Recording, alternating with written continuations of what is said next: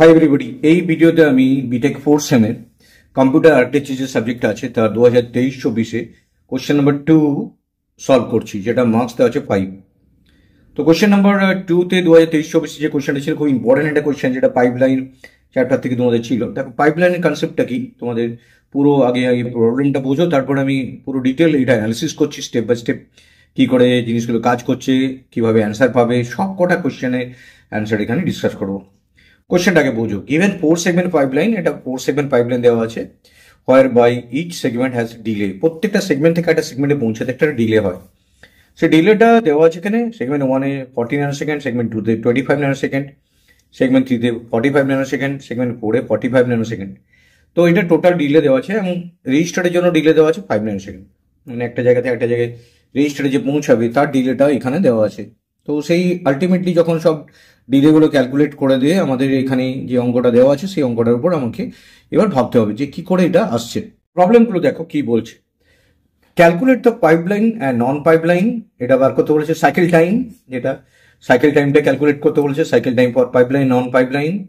Execution time for 100 task, এটা পাইপলাইনে আর নন pipeline দুটোর ক্ষেত্রে। রিয়েল স্পিড আপ কি হতে পারে আর ম্যাক্সিমাম স্পিড আপ কি হতে পারে। তো চারটে পার্টে কোশ্চেনটা আছে। এটা খুবই ইম্পর্টেন্ট একটা কোশ্চেন। ডেফিনেটলি এই ধরনের কোশ্চেন্সগুলো কম্পিউটার আর্কিটেকচারে খুব আসে। তো আগে বোঝো পাইপলাইন ব্যাপারটা কি।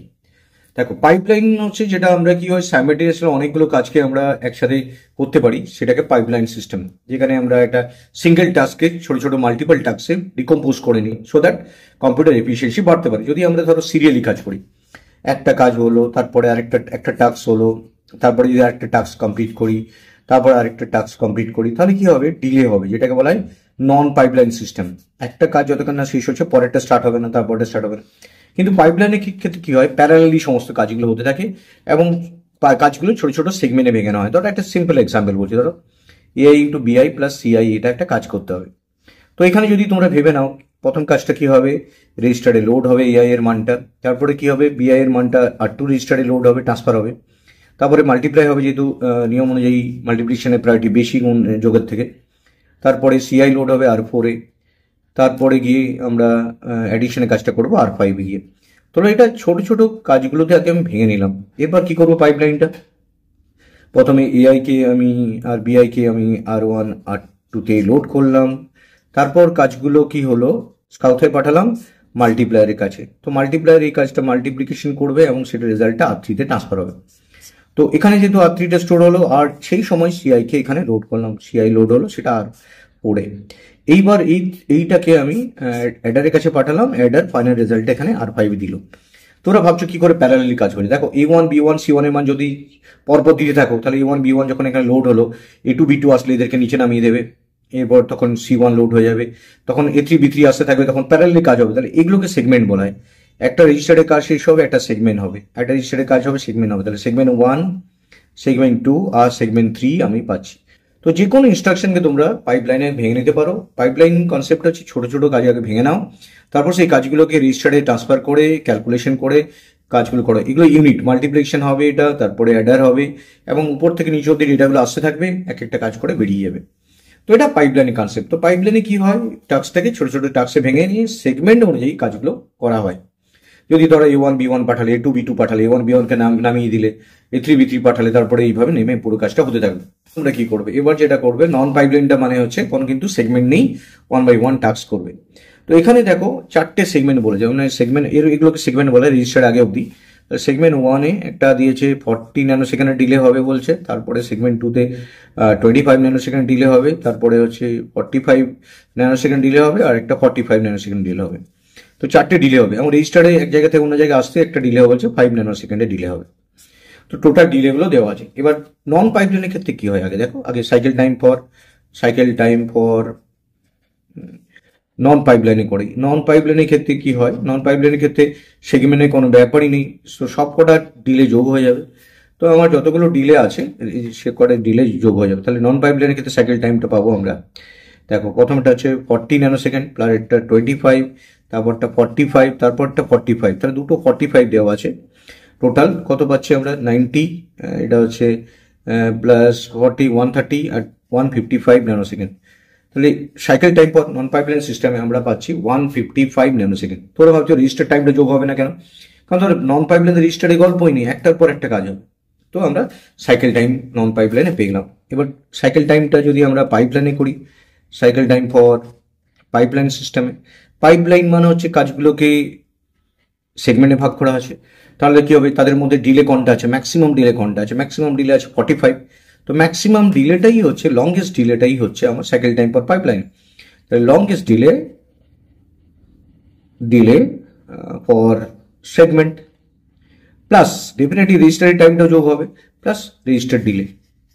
তো দুটোকে যোগ করলে আমরা এই ডিলেটা পাচ্ছি। তাহলে লংগেস্ট ডিলে হচ্ছে, একটা হচ্ছে 45 আর একটা হচ্ছে যেহেতু 5 ন্যানোসেকেন্ড দেওয়া আছে, তো এই দুটো মিলিয়ে টোটাল আমি 50 ন্যানোসেকেন্ড হচ্ছে এর লংগেস্ট ডিলেটা। টোটাল যোগ করলে যেটা হচ্ছে সেটা সাইকেল টাইম পেয়ে গেলাম।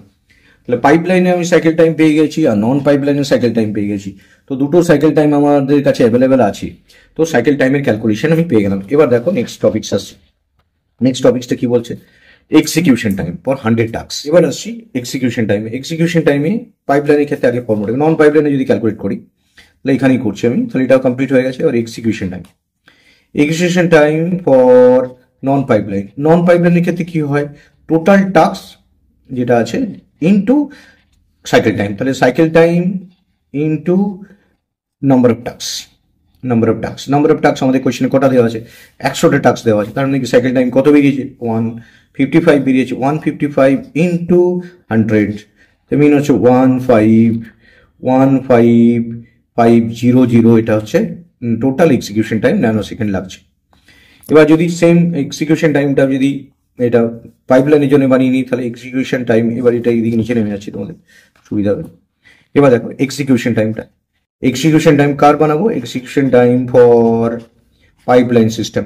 যদি পাইপলাইনের এক্সিকিউশন টাইম আমি ক্যালকুলেট করি, তাহলে একটা ফর্মুলা আছে, ফর্মুলা তোমার মনে রাখবে। এক্সিকিউশন টাইম ইকুয়াল টু, এটা ফর্মুলা হচ্ছে K plus N minus 1 into cycle time. তো এইটা হচ্ছে মেন ফর্মুলা। এবার কেটা কি, এখানে কেটা হচ্ছে নাম্বার অফ সেগমেন্ট, কে হচ্ছে নাম্বার অফ সেগমেন্ট, এটা তোমাদের মনে রাখতে হবে। এন হচ্ছে নাম্বার অফ টাস্ক, কারণ সেক্ষেত্রে ফর্মুলা, আর হচ্ছে বাকিটা হচ্ছে সাইকেল টাইমটা দেওয়া আছে। তাহলে কে এর মান আমার এখানে 4টে সেগমেন্ট অলরেডি কোশ্চেনে বলেছিল, 4টে 100 টাস্ক আছে, -1 ইন্টু দেখো সাইকেল টাইম কত বেরিয়েছিল পাইপলাইনের ক্ষেত্রে বেরিয়েছিল 50। এখানে 50 ন্যানোসেকেন্ড হচ্ছে পাইপলাইনের ক্ষেত্রে বেরিয়েছিল, তাহলে হচ্ছে ইন্টু 50। তাহলে এটা 104 - 1 মানে হচ্ছে 103 ইন্টু 50। তাহলে এটা 103 ইন্টু 50 করলে কি পাচ্ছি, ইন্টু 50 ইকুয়াল টু 15550 ন্যানোসেকেন্ড। তো আমরা টোটাল আমি সাইকেল টাইম এক্সিকিউশন টাইম আমরা এখান থেকে পাইপলাইন সিস্টেম থেকে পেয়ে গেলাম। তাহলে 5150 এটা আমি পেয়ে গেছি। তো total execution time for pipeline, execution time for non pipeline দুটোর ক্ষেত্রেই আমরা এখানে ক্যালকুলেটেড হয়ে গেছে। এবার আমার ক্যালকুলেশন এক্সিকিউশন টাইম 100 টাস্ক হচ্ছে। এবার speed up ratio, real speed up যেটা আমরা বলছি, real speed up, definitely speed আপের ডেফিনেশন কি, রিয়েল স্পিড আপ। তো রিয়েল স্পিড আপের ডেফিনেশন হচ্ছে